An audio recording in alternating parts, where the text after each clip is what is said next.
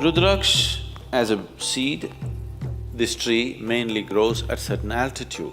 Somewhere between 6,500 to 12,000 altitude is where Rudraksh grows in the Himalayan region. And it has very unique vibrations.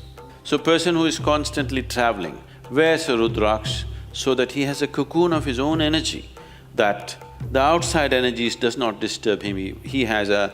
we call this a kavacha. You know what's a kavacha? It's more like a cocoon.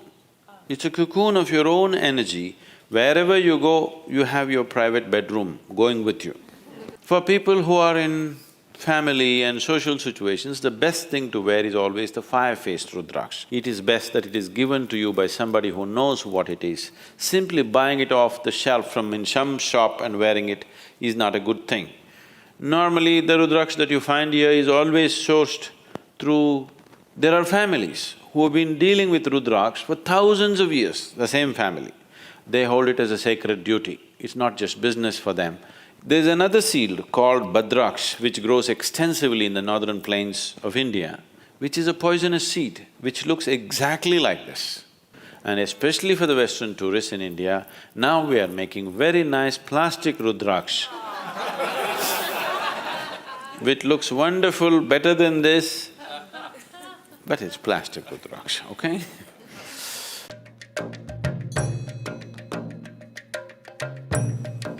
I see today, this new age type of people, they're all wearing metal rings on their thumb. See, if you put a metal ring on your thumb, you will inevitably draw certain negative forces towards you. It does not mean you will be necessarily possessed, but you will trip and fall for nothing, all kinds of things will happen, everything goes wrong. Simple things.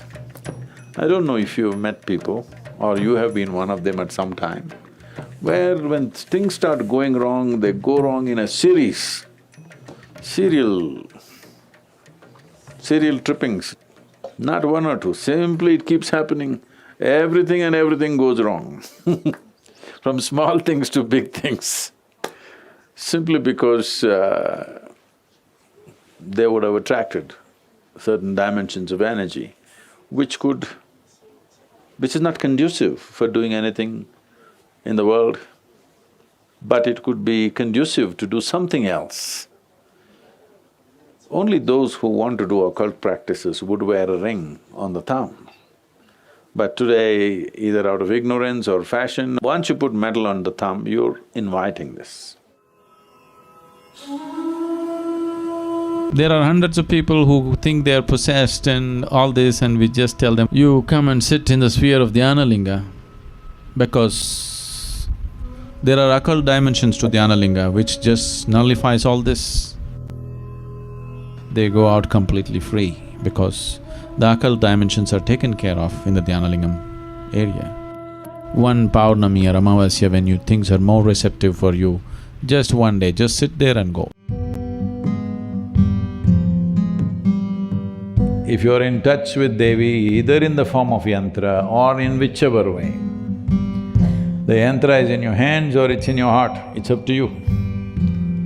Once you are wrapped in the energy that we are referring to as Devi or Bhairavi, after that, energy turning negative for you doesn't happen. So, if you just make sure you are eating the right kind of food, you're keeping your system well, the chances of you getting messed up because of some other energy or something should be completely out of your life.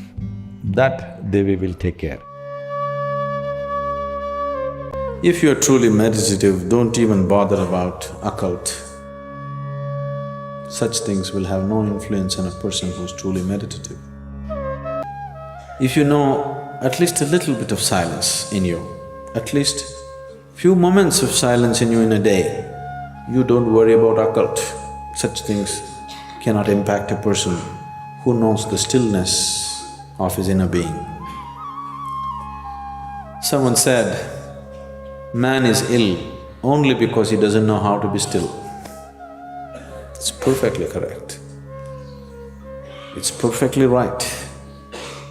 All the illnesses have happened because they don't know how to be still, especially those which affect your mind, especially those which happen because of other influences. These things are possible only because there is no stillness.